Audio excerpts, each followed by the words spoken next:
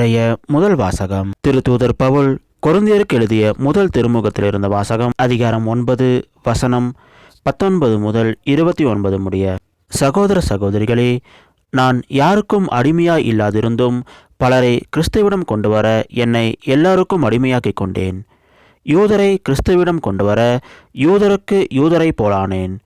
நான் திருச்சட்டத்திற்கு உட்படாதவனாயிருந்தும் திருச்சட்டத்திற்கு உட்பட்டவர்களை கிறிஸ்துவிடம் கொண்டு வர அச்சட்டத்திற்கு உட்பட்டவர்கள் போலானேன். திருச்சட்டத்திற்கு உட்படாதவர்களை கிறிஸ்துவிடம் கொண்டு வர திருச்சட்டத்திற்கு உட்படாதவர் போலவும் ஆனேன். ஆனால் நானோ கடவுளின் சட்டத்துக்கு உட்படாதவன் அல்ல, ஏனெனில் நான் கிறிஸ்துவின் சட்டத்திற்கு உட்பட்டவன். வலுவற்றவர்களை கிறிஸ்துவிடம் கொண்டு வர வலுவற்றவருக்கு வலுவற்றவனானேன். எப்படியாவது ஒரு சிலரையேனும் மீட்கும்படி நான் எல்லோருக்கும் எல்லாம் ஆனேன். நற்செய்தியால் வரும் ஆசியில் பங்கு பெற வேண்டி நற்செய்திக்காக எல்லாவற்றையும் செய்கிறேன்.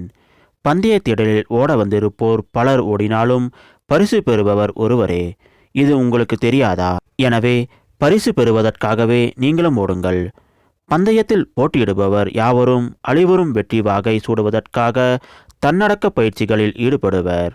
நாமோ அழிவற்ற வெற்றி வாகை சூடுவதற்காக இப்படி செய்கிறோம். நான் குறிக்கோளின்றி ஓடுபவரைப் போல ஓடமாட்டேன். காற்றை குத்துபவரைப் போல குத்துச்சண்டையிடமாட்டேன்.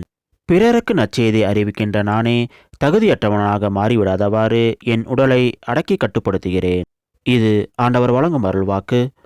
இறைவா, உமக்கு நன்றி.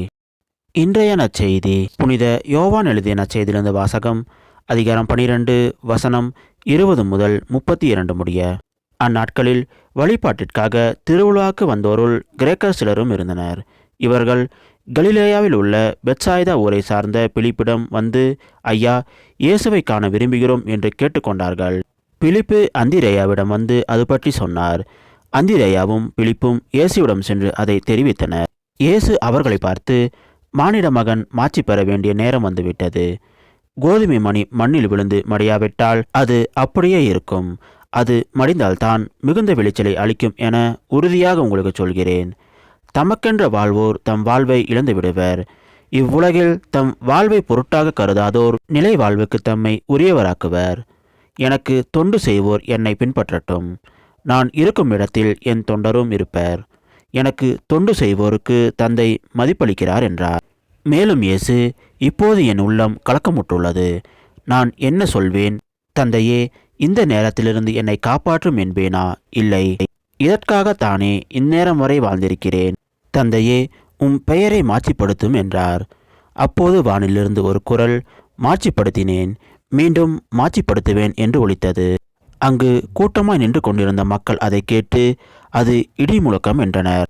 வேறு சிலர், அது வானதூதர் ஒருவர் அவரோடு பேசிய பேச்சு என்றனர். இயேசு அவர்களை பார்த்து, இக்குரல் என் பொருட்டு அல்ல, உங்கள் பொருட்டே ஒலித்தது. இப்போதே இவ்வுலகு தீர்ப்புக்குள்ளாகிறது. இவ்வுலகின் தலைவன் வெளியே துரத்தப்படுவான். நான் மண்ணிலிருந்து உயர்த்தப்படும் போது அனைவரையும் என்பால் ஈர்த்து கொள்வேன் என்றார். இது கிறிஸ்து வழங்கும் நற்செய்தி. கிறிஸ்துவே, உமக்கு புகழ்.